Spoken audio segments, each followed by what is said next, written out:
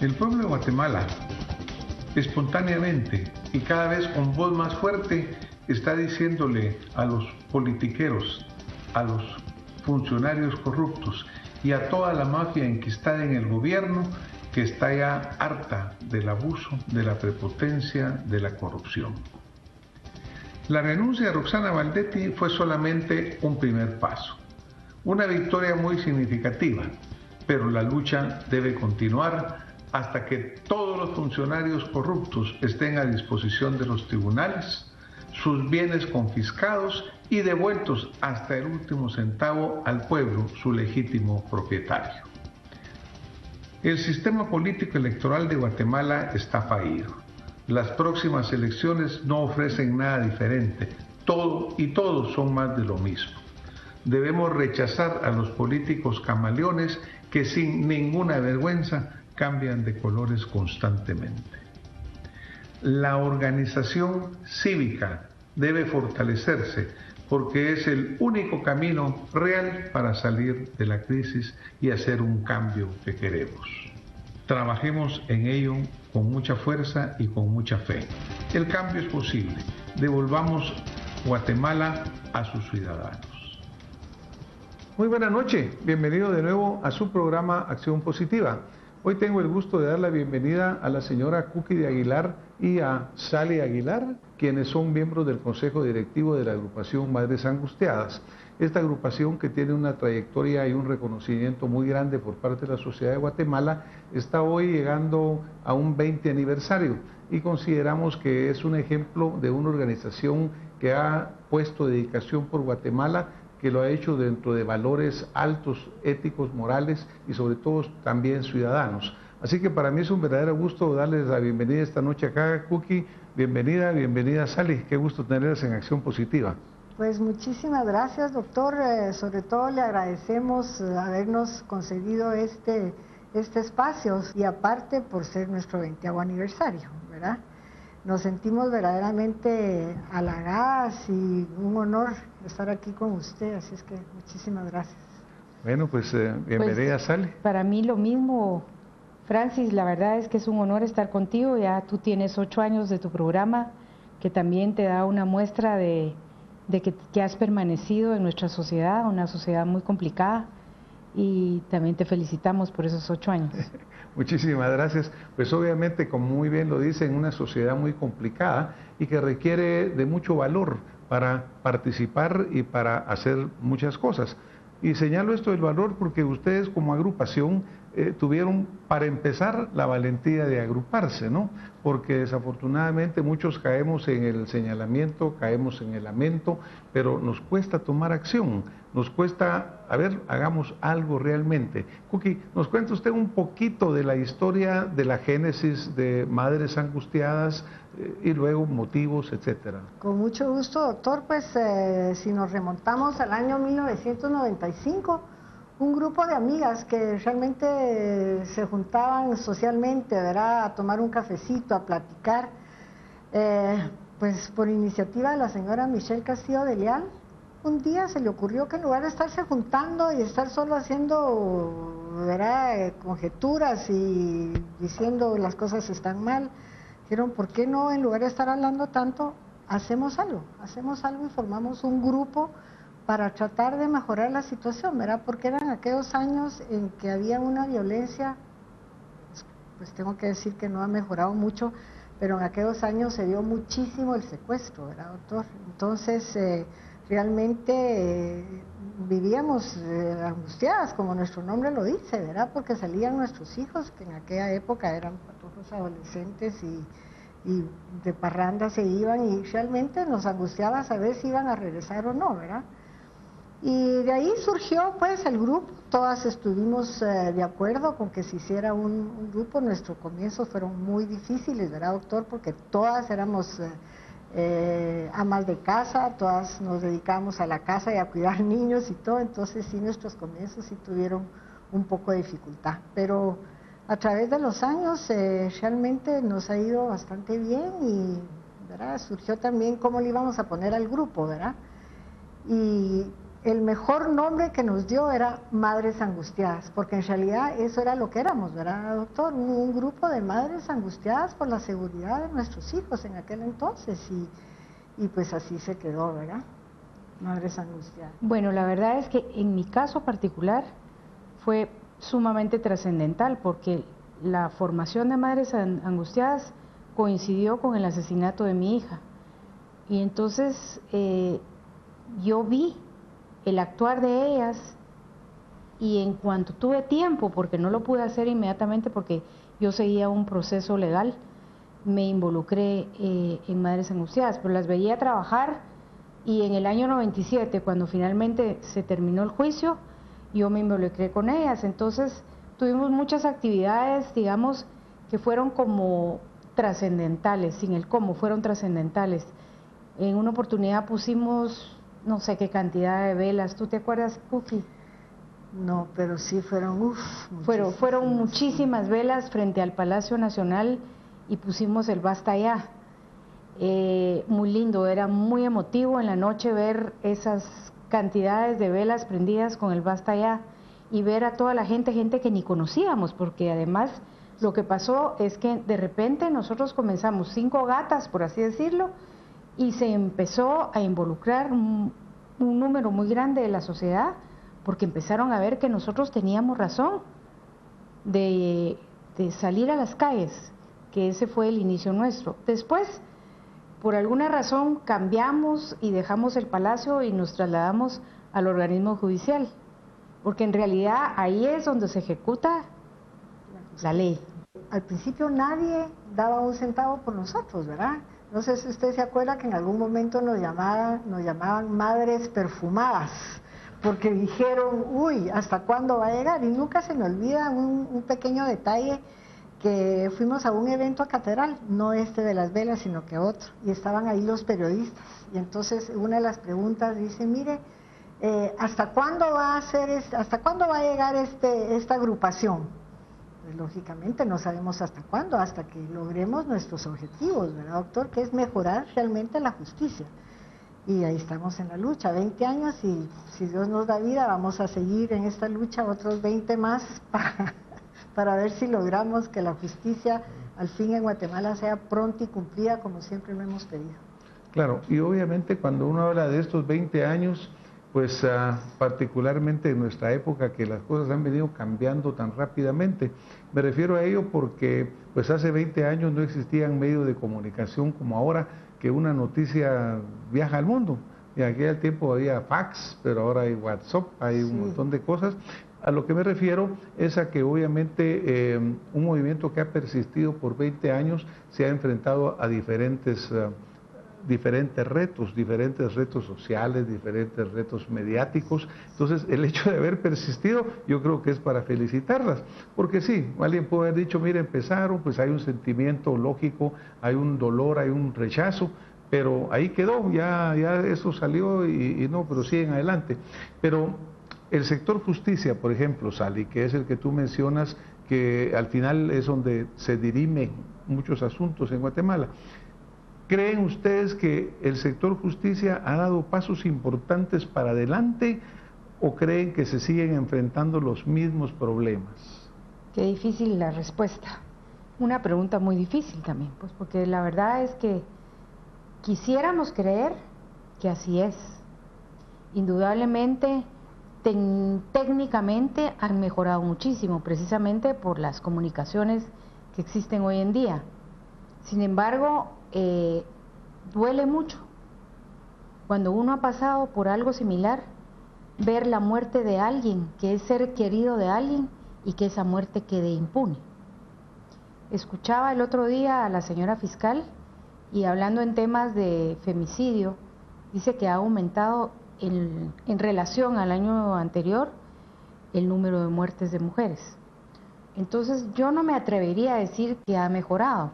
Sí ha mejorado, porque técnicamente ha mejorado, pero el tema es que como la violencia no cesa, ese acumulamiento de expedientes en el organismo judicial debe ser terrible, debe ser muy difícil de manejar, pero no imposible. Entonces nosotros persistimos y exigimos, porque esa es la verdad, que nosotros tenemos el derecho de exigir que se cumpla la ley. Y es lo que nosotros hemos cantado durante muchos años, ¿verdad? Y naturalmente han habido casos exitosos, pero también hay muchos casos que se han quedado en un limbo. Yo diría que probablemente la inmensa mayoría, ¿no? Porque cuando vamos solo ver en estadística en general de los casos que van a tribunales, la mayor parte no llegan, no tienen sentencia, se quedan en el camino. Es decir, siempre tenemos retrasos importantes, definitivamente. Dentro de este panorama, en los últimos años, apareció en Guatemala, por ejemplo, la CICIG, que la CICIG es pues una institución extranacional, pero que viene a apuntalar el sistema de justicia. Obviamente hay quienes la defienden, hay quienes las atacan, pero en el caso de ustedes, ¿han sentido algún cambio en relación a la presencia de la CICIG en Guatemala? Pues mire, doctor, como le decía fuera de cámara, nosotros no estamos ni a favor ni en contra de la CICIG en Guatemala, ¿verdad? Nosotros respetamos la opinión del Poder Ejecutivo, del señor presidente, que hoy por hoy ya le dio 2 años más de vida a la CICIG en Guatemala. Lo que sí creemos es que ha sido pues un gran apoyo al Ministerio Público. Decía la ¿cómo se llama? La fiscal, la señora Telma Aldana, la licenciada Telma Aldana, que están haciendo un trabajo conjunto, ¿verdad? O sea, están realmente unidos para trabajar y para hacer que las cosas funcionen. Y si no, pues ahí tiene usted los resultados, ¿verdad? Que realmente... Yo sí podríamos decir que... Pues yo pensaría bien, que media vez la cabeza sea una cabeza que esté funcionando al 100% dispuesto a esclarecer todos los problemas serios de seguridad y justicia en Guatemala, yo creo que al contrario, siempre he pensado que cualquier cosa que ayude puede mejorar, ¿verdad? Es una manera de coadyuvar al Ministerio Público y... Sí.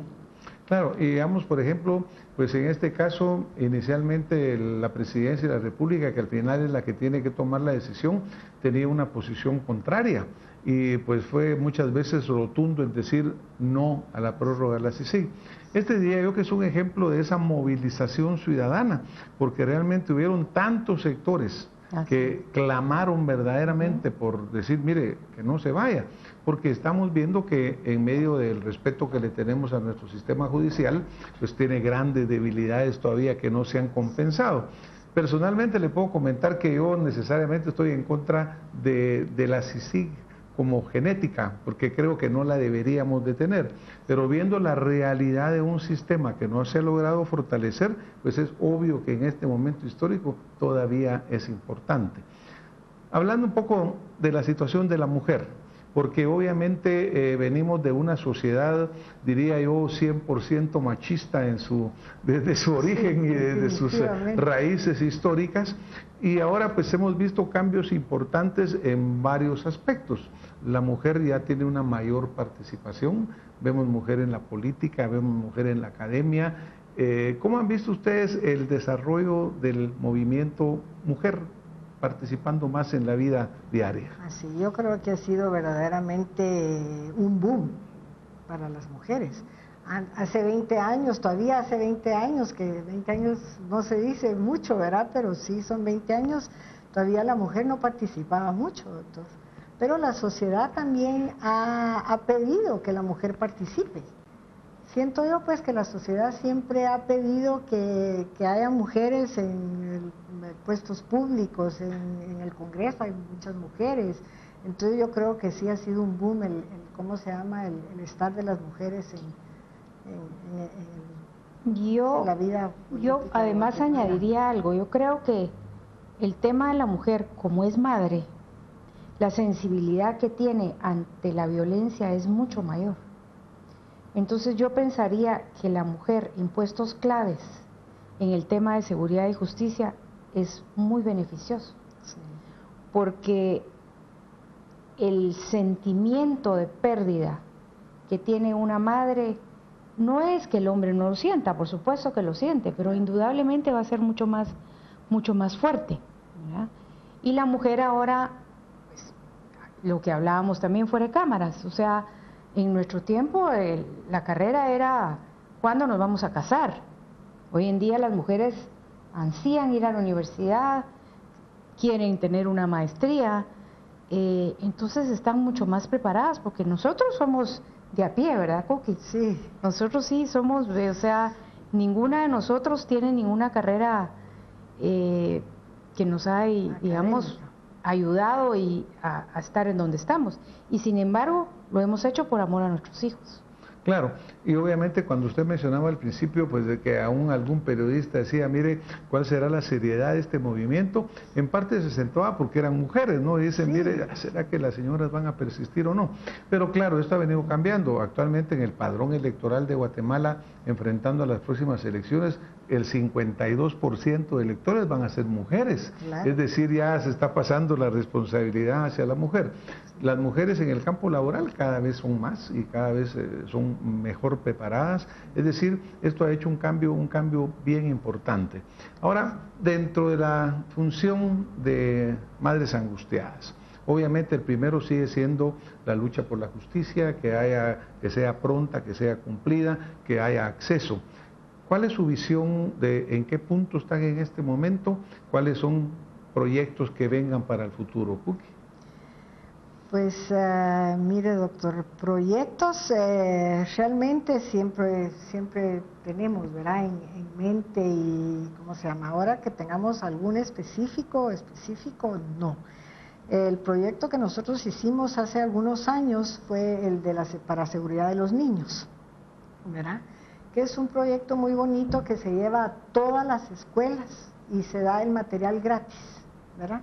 Que son unos carteles para poner en las aulas y un pequeño cuadernillo que tiene 6 reglas para mi seguridad.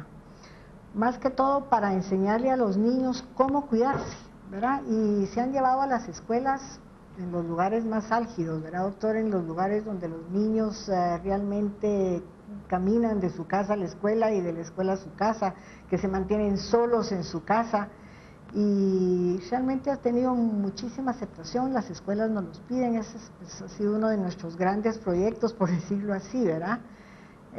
Aparte, tuvimos también otro proyecto muy bonito que se le dio a mucha gente aquí en Guatemala, de un libretito que es para que la gente sepa cómo debe ser su relación con la policía, ¿verdad? El momento que a usted lo para un policía en la calle, cómo saber usted cómo actuar y cómo comportarse con ese policía. ¿Qué puede hacer el policía? ¿Qué no puede hacer? ¿Qué le puede pedir? ¿Qué no lo puede pedir? Y lógicamente también cómo debe uno de comportarse y de actuar, ¿verdad?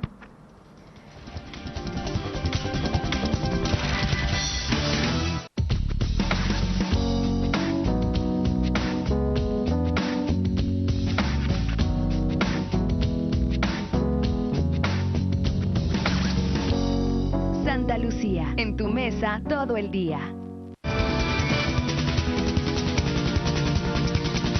Y también queda pendiente un proyecto que tenemos muchos años de estar trabajando, que es un proyecto de ley que el 4 de octubre del año pasado la Comisión Extraordinaria de Asuntos Constitucionales del Congreso de la República nos hizo el favor de apoyarnos con este proyecto de ley a través del diputado Leonel Lira, y está pendiente la aprobación. ¿Qué es esto? Es el Instituto de Apoyo a la Víctima, pero es precisamente lo que estamos hablando. Ha tenido retractores indudablemente, porque como existe el Instituto de la Defensa Pública Penal, entonces creen que esto es lo mismo. Esto no es lo mismo, es una cosa totalmente diferente. O sea, si yo soy víctima de la violencia y me acojo al instituto, que es parte del Estado, por supuesto, y tiene que contar con un presupuesto de la Nación, entonces yo voy al instituto, me amparan inmediatamente, me dan asistencia médica, me dan asistencia psiquiátrica, psicológica, según sea el caso, y por supuesto asistencia jurídica totalmente gratis. Entonces nosotros hemos estado más que conscientes de que el día que ese instituto realmente se haga realidad, la impunidad va a bajar. Porque mucha gente hoy en día es víctima de la violencia y no puede contratar un abogado. Porque el Ministerio Público llega hasta cierto momento y de ahí en adelante la persona que es víctima tiene que contratar un abogado, lo cual representa un gasto muy grande. Pero dejemos la parte material, la parte humana de este instituto. Yo aquí tengo el proyecto de ley que se lo traje. Muchas gracias, lo vamos aquí a trasladar para que lo vea nuestro público también. Sí, es muy lindo, es sumamente, o sea, el proyecto está muy bien hecho, lo hicimos con gente muy profesional y además la parte emocional, la parte más linda, digamos, y la más difícil es el acompañamiento. Entonces la persona que es víctima ahí, en este instituto, va a tener acompañamiento todo el tiempo. Pues excelente, yo creo que son apoyos reales, cuéntanos. Sí, yo me atrevería a decir, como para una pequeña explicación, el Instituto de la Defensoría Pública, si usted es víctima de cualquier acto de violencia, ¿verdad, doctor? Usted como víctima no está amparado. Sin embargo, el que cometió el crimen, el que cometió el delito, va al Instituto de la Defensoría Pública y ahí, como dice Sally, ahí lo acompañan, ahí le dan un abogado, ahí lo ayudan a que, en fin. ¿Y la víctima qué? La víctima se queda desamparada total. Entonces, esta ley es precisamente para que la víctima también tenga quien la ampare, quien la acompañe y quien la ayude. Bueno, yo creo que eso es fundamental porque eso es lo que la gente dice muchas veces, ampliándolo y generalizándolo, dice, mire, es que la ley está para defender al criminal, ¿no? No es tan así, pero muchas veces así lo siente la gente. No, y sobre todo... Así es. No, dale. No, yo lo que le iba a decir, doctor, realmente es que es una barbaridad, ¿verdad? Porque aquí el delincuente debería ser aprehendido, llevarlo a la cárcel y se acabó, ¿verdad? Y someterlo a un juicio en todo caso. Pero la víctima, usted no se imagina en Guatemala la cantidad de víctimas, doctor, que se dan a diario y que no ponen una denuncia porque no tienen cómo, no tienen los medios. Y esa es parte de lo que nosotros como Madres Angustiadas hacemos. Hemos apoyado a muchísimas víctimas, ayudándolos con un abogado, ayudándolos a ir a poner denuncia, a que vayan y vengan, en fin, ¿verdad? Porque es muy difícil, es un proceso verdaderamente desgastante, física y moralmente, ¿verdad? Entonces la gente por eso es que no denuncia, porque no tiene los medios. Claro. Se siente abandonada la víctima, ¿verdad? Actualmente, ¿en dónde puede una persona que sienta esa necesidad dirigirse a ustedes? ¿Hay un número de teléfono? ¿Hay algún sitio? ¿Cómo puede la persona localizarlas? Bueno, nos puede localizar a cualquiera de nosotros en cualquiera de nuestros teléfonos. Aparte tenemos una pequeña oficina, pero me atrevería a asegurarle que realmente la oficina casi que funciona con todas personal, casi a título personal, sí, con todos nosotros, ¿verdad? Pero sí, cualquier número de teléfono de nosotros nos pueden llamar y entonces ahí ya se le investiga, ya se le dice, ¿verdad? Porque si fíjese, doctor, que las personas que humanamente tenemos medios, nos cuesta hacer la denuncia, y eso que lo diga Sally, que pasó por ese proceso espantoso, calvario, ¿verdad? Realmente es desgastante, es horrible, ¿verdad? Porque lo termina uno. Claro. Es muy no, difícil. Y sobre todo pues esa desesperanza de que uno no encontrar con quién denunciar y luego pensar de que no va a tener con qué, no va a tener los medios, sí, y finalmente que a lo mejor haga lo que haga no va a resolver absolutamente nada. Sí. Pasando a otro tema, obviamente todas estas partes de legislación, todas estas partes que requieren algún cambio, modificación o ampliación de leyes, tiene que ver en parte con las autoridades que están funcionando. Como en este momento tenemos elecciones ya convocadas, ya abiertas, ya funcionando, que campaña hemos tenido por los últimos 4 años, pero ya legalmente digamos que ya estamos en ello. ¿Cómo visualizan ustedes el llamamiento a la participación, diría en general, de la población de la mujer particularmente. Acuérdense que Guatemala es un país que hablamos de 52% de mujeres, pero hay mucha desigualdad entre la mujer, porque hay mucha mujer en el área rural, hay mucha mujer que no tiene acceso, pero ¿cómo mirarían ustedes un llamamiento, una convocatoria a que la mujer participe más, a que el guatemalteco participe más? ¿Tú te acordás de una campaña que tuvimos? Una campaña que la estuvimos pasando por televisión, por radio, por los medios, pero más que todo radio, porque sí, era para el área rural. Para el área rural. Y era en idiomas, sí, en idiomas y en español. Sí. Muy linda campaña. ¿Y qué decía la campaña? ¿Cuál era su llamado esta realmente vez? El llamado era invitando a las mujeres a que no se quedaran sin ir a votar, ¿verdad? Que era un deber ciudadano y que independientemente de su condición social o que hiciera lo que hiciera la mujer, ella tenía todo el derecho de ir a votar y que no se quedara en casa, ¿verdad? Que ella es la que tenía que decidir el futuro de, ahí sí que de su familia, de sus hijos y ¿verdad? Así es que fueran a votar. Estuvo muy bonita la campaña, la verdad. Y estamos pensando ahora volverla a sacar, porque realmente en el área rural muchas mujeres a veces ni se enteran, doctor, que hay elecciones. No tienen cómo, ¿verdad? Bien, nosotros estábamos hablando también fuera de cámaras un poquito, y estábamos hablando sobre este machismo que aún prevalece, ¿verdad? Sí. Pero a veces la mujer, como usted dice, ni se entera que hay elección, ni es tomada en cuenta, muchas no tienen ni siquiera papeles, ¿no? Claro. Por eso yo creo que sí es importante un llamamiento de una madre angustiada realmente, pero por su nación, en el sentido de que para que el país salga verdaderamente adelante hay que participar todos. Y pues siendo la mujer tan importante en su número, debe serlo también en la participación, claro, y en el de llegar a puestos de elección. ¿Qué piensan ustedes del sistema de cuotas que exige que en los partidos políticos por lo menos un cierto número sea llenado por mujeres de posiciones electorales? Pues hay diferentes legislaciones, ¿verdad? A mí me parece que está muy bien que sean las mujeres que participen, claro que sí. Pero yo lo que digo es que tienen que ser mujeres que estén verdaderamente preparadas para el puesto al que van a optar, doctor. Porque muchas veces aquí se dan muchos puestos por compadrazgo, ¿verdad?